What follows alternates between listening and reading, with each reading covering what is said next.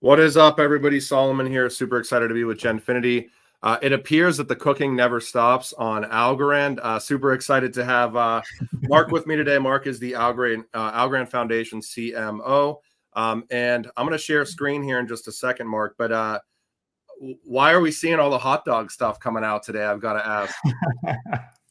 Well, it's National Hot Dog Day, so we felt we had to do something to celebrate National Hot Dog Day. And we felt it was a good opportunity to talk about atomic swaps, and so that's what we did.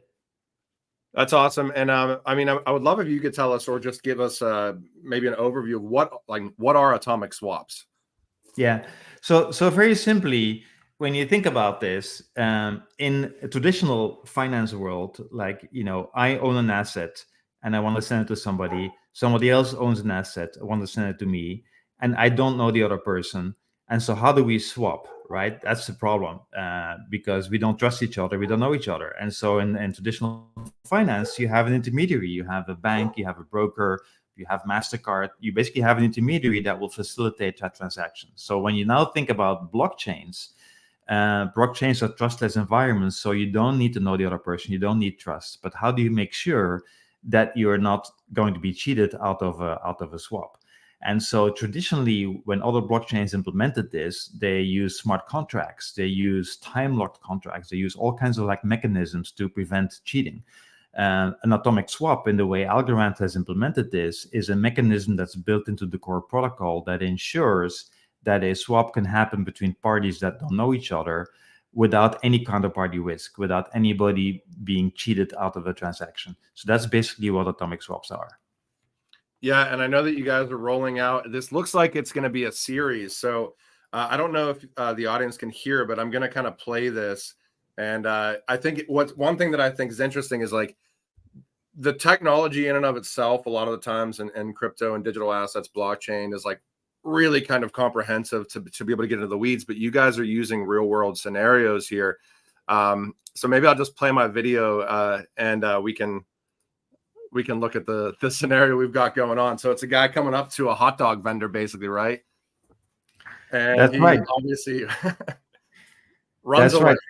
And he tries to do a transaction, and he snatches the hot dog, and the hot dog, vendor is cheated out of a transaction. And so in an atomic swap scenario, this can never happen. This can never happen because the transaction will only succeed if both parties deliver on their promise. And then you guys are rolling these out all day as well. I know that we've seen some of the commercial aspects out there, and I always find it from other ecosystems. And I think that there's always some, I don't know, I almost find it ironic that the way that they're putting them out, and then you look at the network going down on a consistent basis and all this other stuff. You guys have built this in a way where it's obviously a no code solution. So it's in the click of a button, you can literally atomically transfer value between two or more individuals. I've got to ask, we look at some of the Decipher announcements that you guys have had as well. We think tokenization, we think real world adoption. What does this mean, when you have no code atomic swaps? What exists out there traditionally? How, with how long it takes to send money or how long it takes to settle, things like that. How do you think that this is going to affect things like tokenization? It is huge, right? It's huge. It's actually one of the main reasons in the financial services industry why you would want to use a blockchain. In traditional finance, when you want to swap assets, you need a trusted third party, and it's called a CSD, a central securities depository, that basically will sit in the middle and will enable these transactions to happen. And it's hugely inefficient, right? It costs time, it costs money, there's friction in the system. And so it's very, very complicated process that also locks up lots of funds for multiple days without it happening. And so this is one of the big advantages of a blockchain, is that you basically allow these transactions to happen automatically in a trustless environment without any counterparty risk, in the case of Algorand with atomic swaps. And that's the big innovation that this is. And so Algorand is the only one that has atomic swaps built in at the core protocol level. So you don't need to do complex things like build smart contracts or time lock contracts or any of that stuff. 100%. And I was doing a little bit of due diligence before I have you on here. I know this is going to be a little bit of a shorter interview here. And again, National Hot Dog Day, no code atomic swaps on Algorand. And in that due diligence, I always you see like the technical aspects where if I were to look up, atomic swaps and do the research and all this other stuff, I'm going to be watching a video and I'm going to have to figure out all the technology and stuff like that. But talk about why it's important to put something like this into a real world scenario, because at the end of the day, the goal here is to have mass adoption of blockchain, distributed ledger technology. And most people, when you start getting into technical terms, are just like, whoa, whoa, whoa, whoa, whoa. I don't want to hear about this. But when you put it into an environment that they can understand, then it becomes much easier to kind of digest. Why did you guys choose to kind of go this route? Because I don't see a lot of ecosystems doing this, and I think it's important. Well, you kind of answered your own questions, which is like, hey, we want to put this in a real world environment. It's like, as you know, at Algorand, we're all about building real world scale. And so we don't like to kind of hide behind complex mumbo jumbo. And we want to basically explain things kind of plainly and simply, because the way you're going to get mass adoption of blockchains is by being able to kind of like relate things to real use cases and real things that are happening in the real world. And that's what we're trying to do. And I often feel like when you get into this very, very technical, like techno babble, it often hides like very big deficiencies underneath. And we're not afraid to stand up to the real world and say, hey, we're ready for this. We're ready to scale this in a real world setting. When I was at Google, the role of marketing was, we called it bring the toys to the kids, right? And the role of marketing is always to kind of try and simplify things and explain things clearly and properly. And it feels like in the crypto and blockchain environment, that's not what's happening. Like, things always tend to be very complicated. And, we should try and simplify things and make things easily understandable. It doesn't have to be that complex. Yeah. And I think, we even learned this through trying to start out like the media aspects. It's like, how many clicks does it take a user to get directly to the information or to directly use what the technology is? And as soon as you start introducing 3, 4, even 2 clicks, it's like you've already lost people, right? So I think having this kind of be baked into the protocol level as a no code solution, allowing for literally a click, is super seamless. I want to talk. And it's the same thing we're trying to do this, like from a marketing perspective. We're trying to kind of make things more simpler and easier to understand. We're also trying to do the same thing from a wallet perspective, like with Para. We've been like really pushing hard on getting the best possible user experience out there, make it as easy as possible to onboard people, because that's what's going to be needed to make sure that blockchains are crossing the chasm, if you want, and get mainstream adoption.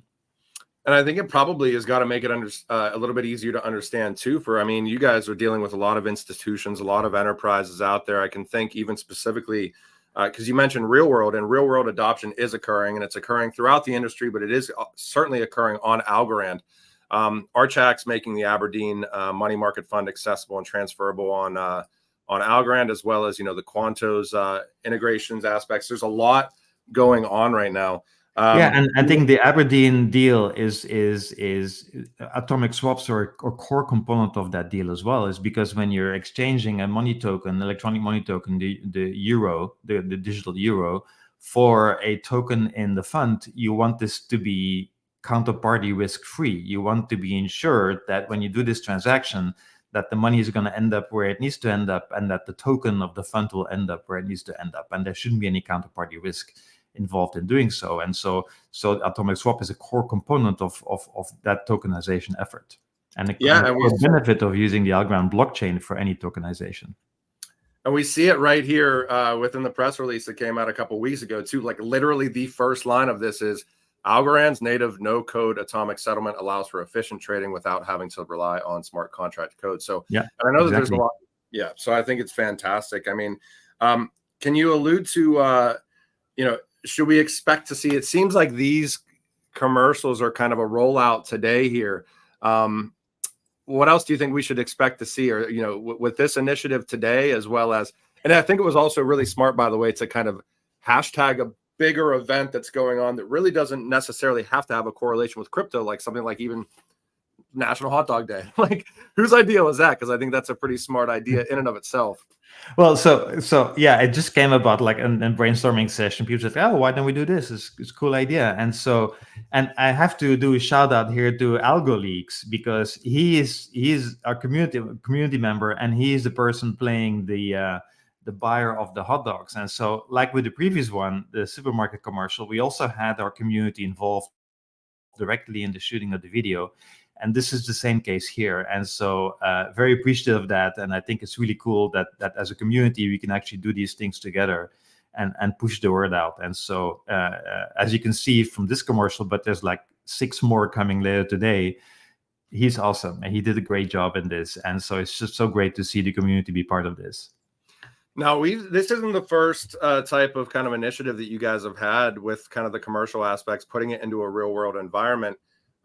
Should we expect to, and I know you've got a big rollout today, but should we expect to see more of this stuff in the future? Because I think it's smart.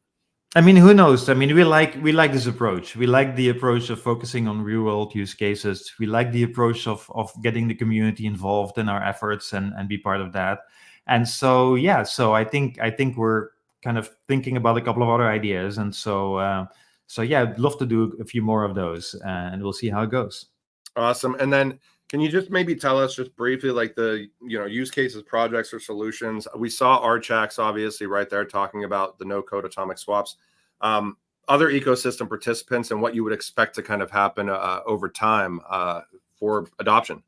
Yeah, so I think it's interesting. Like the atomic swaps is at the simplest level, it's like you trade one asset for another and that's it. But there's other use cases that are super, super interesting. Think about, for instance, supply chains, right? Where you have multiple companies that are involved in the supply chain, and company A has to pay company B only if company B pays company C, and only if company C pays company D.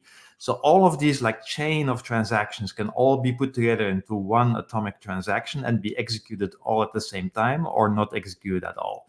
That's another use case. And we have a lot of supply chain companies. I was at Decipher and I met over a dozen supply chain companies in Algorand, which is phenomenal.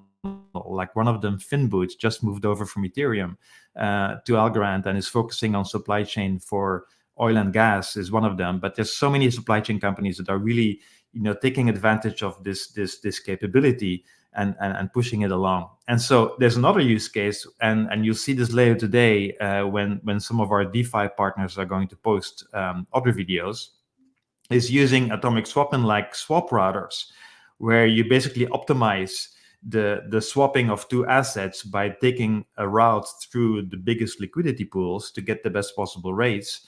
That gets quite complicated because there's multiple hops and multiple steps in the middle. And so you can organize all of these as like one big atomic transaction. And so either that entire swap route succeeds or it fails, but you'll never end up with a different asset than you were expecting because something happened in the middle that failed. That's another really important use case for atomic swaps. Yeah, so multi-hop to obviously leverage the best liquidity scenarios and all that other stuff. It's going to be really cool to see how all the technology starts coming together. Again, I'm going to preface everybody to pay attention to all of the.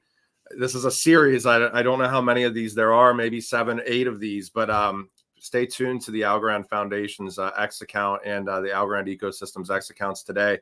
The no-code atomic swap commercials put in real-world scenarios.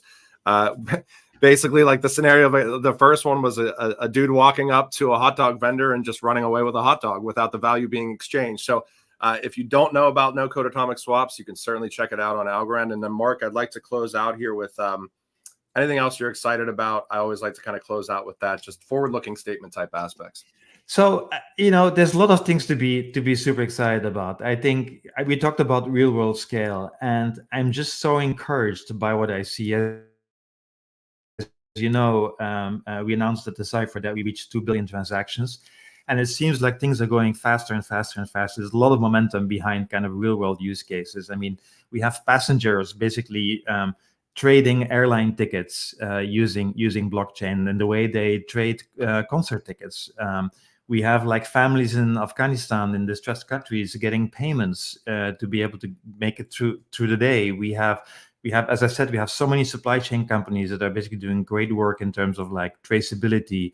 There's so many different things happening that all have like real world impact. And so it's just increasing and increasing. As I mentioned, we have projects moving over from Ethereum to Algorand, and Finboot is not the only one. I can tell you there's many more in the pipeline. So there's a lot of momentum behind what we do, and I think we feel like we're on the right track and super excited about the future.